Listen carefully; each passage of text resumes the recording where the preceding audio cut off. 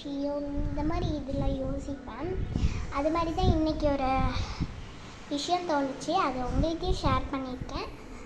யூடியூப்பில் போட்டிருக்கேன். எப்படி இருக்குன்னு அதை பார்த்து சொல்லுங்கள். அந்த நல்ல விஷயம் வேறு ஒன்றும் இல்லை. காக்கா, குருவி இந்த மாதிரி பறவைகளுக்கு கூட தான் தண்ணி தாகம் எடுக்கும்.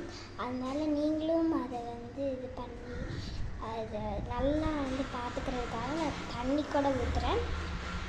அதுக்கு போய் தண்ணி ஊற்றலாம் வாங்க. இப்போ நான் போயிட்டுருக்கேன். ஆல்ரெடியே கழுவி எல்லாத்தையும் எடுத்து வச்சுட்டேன். இங்கே தான் வைக்க போகிறேன்.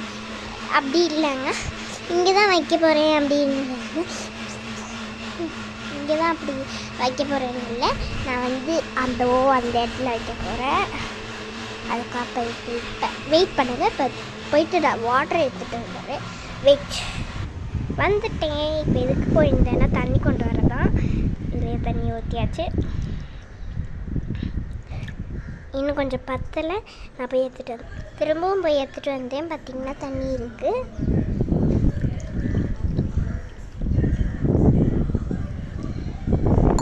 தண்ணி ஊற்றியாச்சு. இன்னும் கொஞ்சம் வெயிட் பண்ணுங்கள் கைஸ். பார்த்திங்கன்னா நான் கொஞ்சம் கேப் இருந்ததுனால தண்ணி பிடிச்சிட்டு வந்துட்டேன்.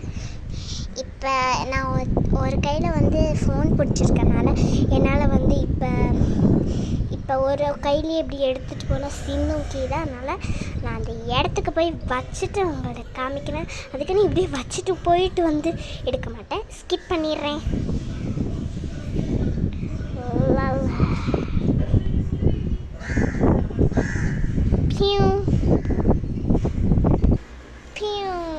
எப்படி இங்கே கொண்டு வச்சிட்டேன்.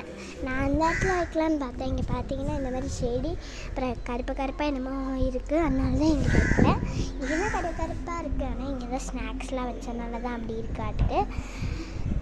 இங்கே பார்த்தீங்கன்னா இதுக்கு நான் ஒரு ஸ்மால் ஸ்நாக்ஸ் வச்சுருக்கேன். அப்புறம் இங்கே கொஞ்சம் அரிசி வச்சுருக்கேன். இங்கே வாட்டர் வச்சுருக்கேன். தேவையான எல்லாத்தையுமே வச்சுட்டேன்.